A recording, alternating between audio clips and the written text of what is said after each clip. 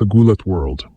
Isang balitang nagdulot ng shock at massive hype sa buong Southeast Asia ang opisyal na inilabas. Si Alexandra Ala, ang ating WTA Top 50 sensation, ay diretso na sa quarterfinals ng SEA Games 2025 sa parehong women's singles at mixed doubles event, matapos makakuha ng first-round byes.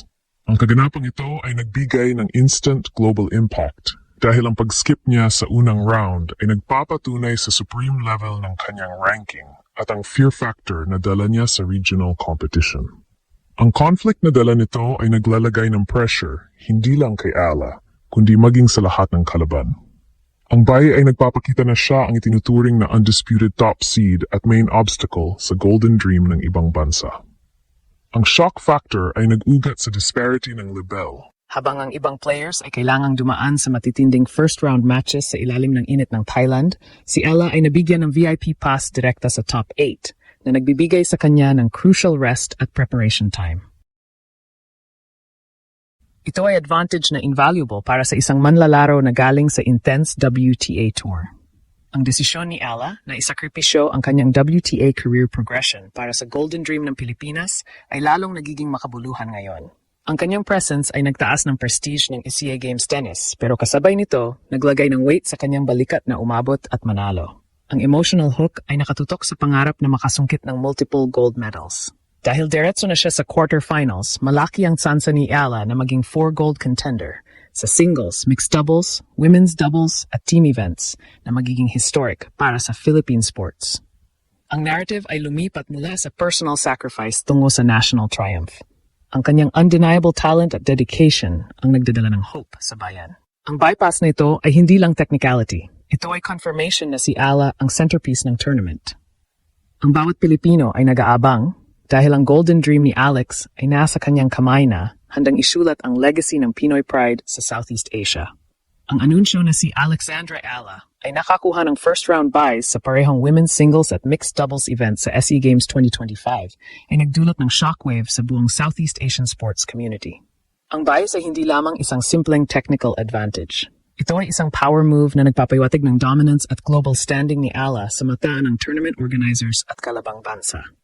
Sa tennis, ang seeding at byes ay ibinibigay batay sa ranking at recent performance. At ang desisyon na bigyan si Ala ng diretsong pasa sa quarterfinals ay nagpapatunay na ang kanyang WTA Top 50 status ay naglalagay sa kanya sa isang league of her own kumpara sa mga regional competitors. Ito ang global impact na hindi inaasahan sa isang regional tournament. Ang conflict na dala ng byes ay seryoso para sa iba pang contenders. Habang nagiinit ang iba sa matitinding opening matches, na posibleng magdala ng fatigue o minor injuries, si Ala ay may luxury ng extra rest at mas maraming oras para sa strategic training at fine-tuning ng kanyang game. Ito ay invaluable lalo na sa tennis, kung saan ang sunod-sunod na laro sa matinding init ay maaaring maging critical factor sa latter stages ng torneo. Ang shock factor ay nagmula sa katotohanan na ang bias na ito ay nagbigay sa kanya ng clearest path patungo sa podium na lalong nagpalaki sa pressure sa kanyang mga karibal. Ang bawat bansa ay ngayon ay re-strategizing kung paano nila haharapin ang unstoppable momentum ng Pinay Ace. Ang bias na ito ay nagbigay ng emotional hook sa golden dream ni Ila. Ang narrative ay nag-shift mula sa sacrifice patungo sa inevitability ng tagumpay. Ang confidence na ipinapakita ng tournament sa kanyang ability ay nag-validate sa kanyang desisyon na unahin ang bansa. Ang multiple opportunities na naghintay sa quarterfinals ay nangangahulugan na mas malaki ang tsansa niyang masungkit ang 4 gold medals. Isang feat na magiging historic at magpapalakas sa Pinoy pride sa highest degree. Ang power move na ito ay hindi lang nagpakita ng kanyang elite na level, kundi nag-rally rin sa sambayanan.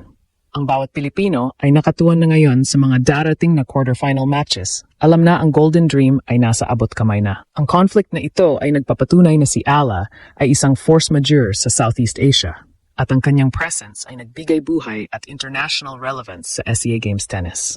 Ang strategic advantage na nakuha ni Alexandra Ala mula sa bias sa women's singles at mixed doubles ay napakalaking boost sa kanyang kampanya para sa SEA Games 2025. Sa isang major multisport event tulad ng SEA Games, kung saan inaasahang lalaban siya sa 3 o 4 na events, singles, mixed doubles, women's doubles at team event. Ang bawat extra day ng pahinga ay critical. Ang bias na ito ay nagbigay kay Ala ng luxurious na schedule na nagpapahintulot sa kanya na mag-concentrate ng husto sa quarterfinals at sa semi-final matches na susunod. Ang conflict na dala ng fatigue na nararanasan ng iba niyang kalaban na kinailangang dumaan sa matitinding opening rounds ay lalong nagpapalaki sa hope ng Pilipinas. Ang global impact ng bias ay nagtatakda ng precedent. Ito ay acknowledgement ng Southeast Asia na si Ala ay nasa isang professional tier na mas mataas kaysa sa regional competition. Ang kanyang dedication sa bansa na nagtulak sa kanya na isakripisyo ang kanyang WTA ranking para maglaro sa SEA Games ay binabayaran ng strategic break na ito. Sa technical aspect, masisiguro ni Ala na ang kanyang katawan at isip ay nasa peak performance pagdating niya sa do-or-die stages ng torneo. Ito ang ideal setup para sa isang top seed, ang makapasok sa decisive rounds ng fresh at ready. Ang pinakamalaking emotional hook ngayon ay umiikot sa potential na masungkit ni Ala ang 4 na gintong medalya. Dahil diretso na siya sa quarterfinals sa dalawang events, ang kanyang path to the podium ay mas naging manageable.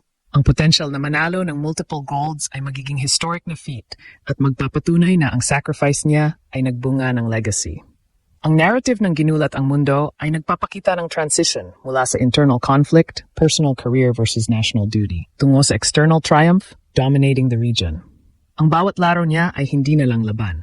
Ito ay isang statement ng Filipino excellence. Ang viral hype na nabuo ng bias ay nagpapatunay na ang sambayanan ay nagre-rally sa likod ni Alex. Ito ang hope na kailangan ng Pilipinas, ang confirmation na mayroon tayong world-class talent na kayang dominahin ang rehiyon.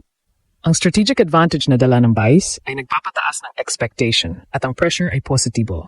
Isang pressure na manalo hindi lamang para sa sarili, kundi para sa karangalan ng bandila.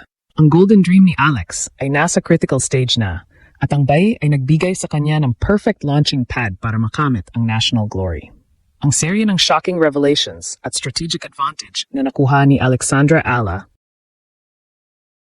mula sa kanyang viral rapper persona hanggang sa bias na naghatid sa kanya diretso sa quarterfinals ng SEA Games ay nagbigay buhay sa emotional nucleus ng ginulat ang mundo.